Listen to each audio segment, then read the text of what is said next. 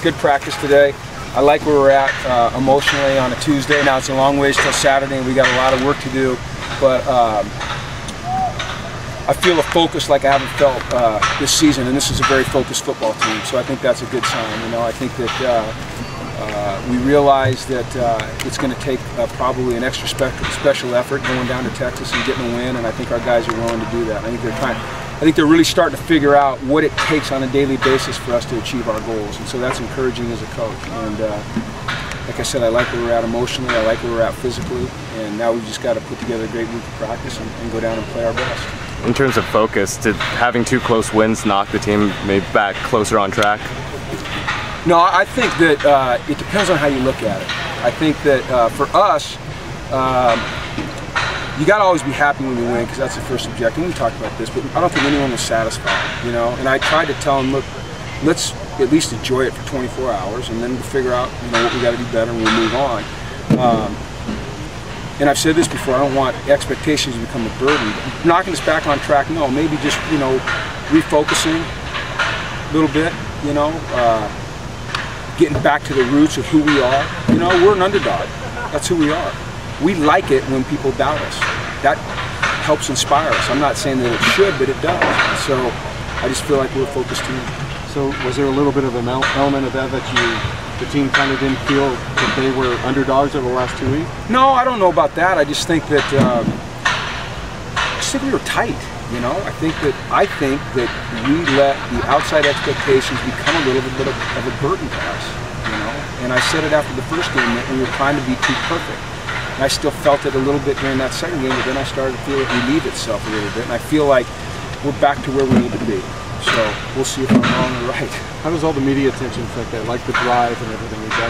It doesn't. You know, the drive is a non-entity for us. I mean, the only time they've heard me say the drive is if they watch one of these press conferences, because we don't talk about it. No one's asked me a question about it.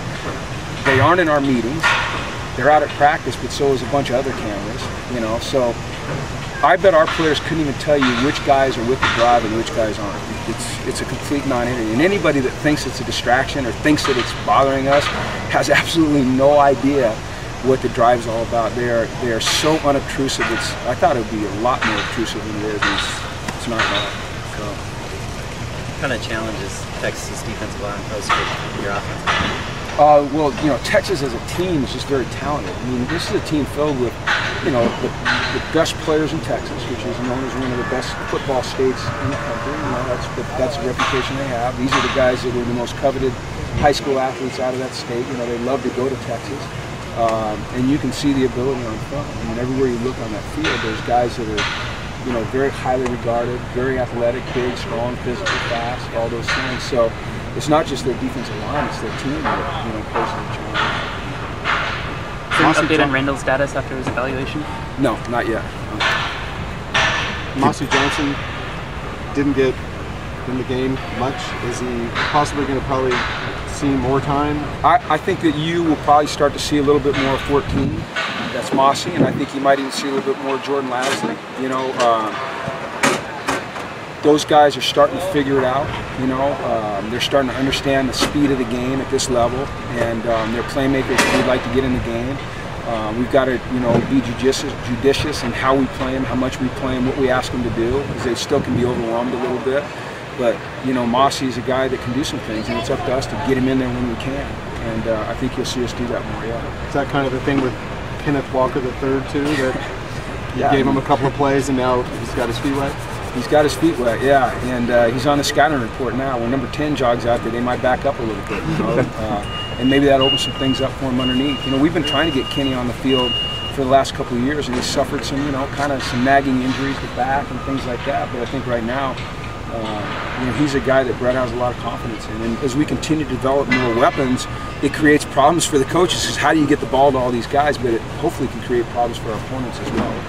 Does the Texas defensive front compare at all to Virginia? I know they're both kind of known for that kind of size. I don't know. I mean, Virginia was months ago in my mind. I just think they're really good.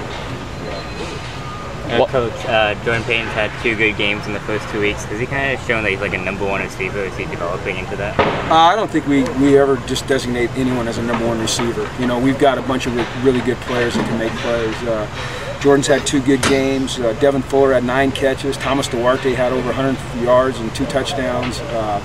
So, you know, it's not necessarily a guy, it's a scheme. It's a coverage, it's a progression who gets the ball, but Jordan's certainly playing well. How's Connor McDermott? He's coming along, and it's encouraging. Right now he's in a reserve role for us. The longer we can go without using him, the better for him, because he feels better every week, you know. And but he works hard during practice. He looks good during practice, and if we have to use him, I'm sure he'll be ready to go. Watching Texas' offense, can you tell if they're struggling a little bit because of their inexperience on the offensive line? No, I mean, you know, we don't really look at it that way. We look at scheme. You know, we look at what they're doing schematically and what we have to do defensively to try to defend them or attack them. So that's kind of how we look at it. I don't really ever look at a team and go, oh, they're struggling. I mean, I look at it and say, okay, what problems do they pose, or what can we attack? How much more have you guys played man coverage in the secondary than you have in the past this year? Is it the same? Or? No, I wouldn't have any idea right now. You know, we usually do a self-scout after about 3 weeks, but I can't tell you exactly anything. I don't know the exact number. All right. Okay. Thanks, guys. Thanks. Let's go.